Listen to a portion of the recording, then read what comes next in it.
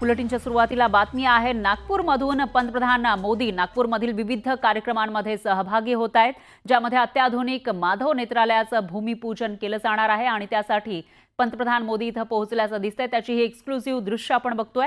दरम्यान माधव नेत्रालयाचा विस्तार केला जातोय। या रुग्णालयात 250 बेड, 14 ओपीडी, 14 अत्याधुनिक ऑपरेशन थिएटर असणार आहेत। तर या नेत्र चिकित्सालयामध्ये आधुनिक आरोग्य सुविधा नागपूरकरांना मिळणार आहेत आणि त्याच या हॉस्पिटलचं रुग्णालयाचं इथं नेत्रालयाचं भूमिपूजन केलं जात आहे पंतप्रधान मोदींच्या हस्ते। आणि त्यावेळी कशा पद्धतीनं इथं सजावट करण्यात आली आहे, कोण कोण उपस्थित आहे, त्याची ही दृश्य आपण बघू शकतोय। शिलान्यास समारोह 30 मार्च 2025 असं लिहिलेलं हे पोस्टर आपल्याला मागच्या बाजूला दिसतंय। तर माधव नेत्रालयाचं हे भूमिपूजन पंतप्रधान मोदींच्या हस्ते आणि यावेळेला राज्याचे मुख्यमंत्री त्यांच्या सोबत आहेत आणि इतरही जे नेते आहेत ते आपल्याला दिसून येत आहेत। दरम्यान केंद्रीय मंत्री नितीन गडकरी सुद्धा त्यांच्या सोबत आपल्याला दिसत आहेत आणि त्यावेळची ही एक्सक्लुसिव्ह दृश्य आपण बघू शकतोय। पंतप्रधान मोदींनी त्यांच्यासोबत काढलेला हा जो क्षण आहे तो आपल्याला या फोटोच्या माध्यमातून दिसून येतोय।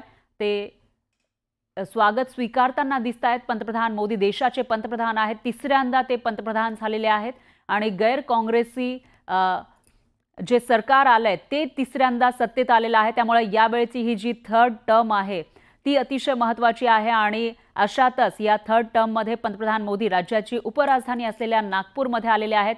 सगळ्यात आधी ते RSSच्या मुख्यालयामध्ये गेले होते, त्यानंतर दीक्षाभूमीला त्यांनी भेट दिली आणि आता माधव नेत्रालयाचं हे भूमिपूजन त्यांच्या हस्ते होणार आहे।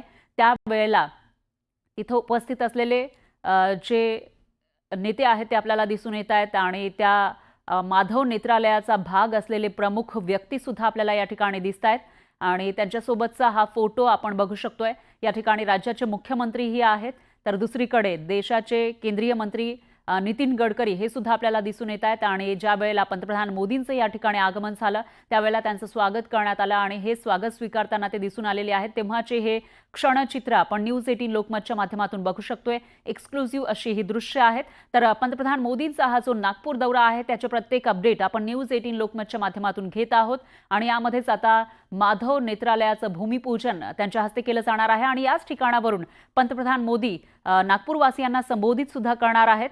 त्यामुळे ते नेमकं काय बोलणार याविषयी उत्सुकता आहे, कारण नागपूरमधून पंतप्रधान मोदी देशवासियांना संबोधित करतील, नेमका कोणता संदेश ते नागपुरातून देतील याकडे सुद्धा सर्वांचं लक्ष लागलेलं आहे। तर भव्य दिव्य असे हे जे नेत्रालय आहे ते या ठिकाणी उभारलं जात आहे, विस्तार केला जातोय आणि त्याचाच शिलान्यास भूमिपूजन पंतप्रधान मोदींच्या हस्ते होणार आहे।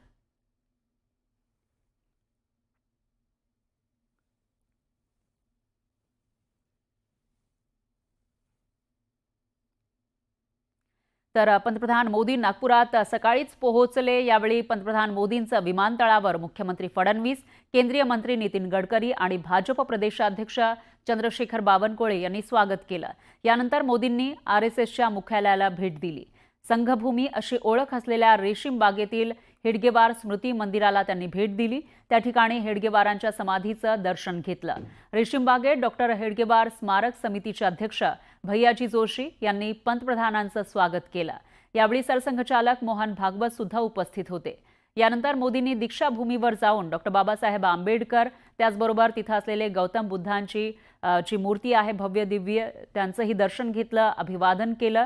जवळपास 15 मिनिटं मोदी दीक्षाभूमीवर उपस्थित होते।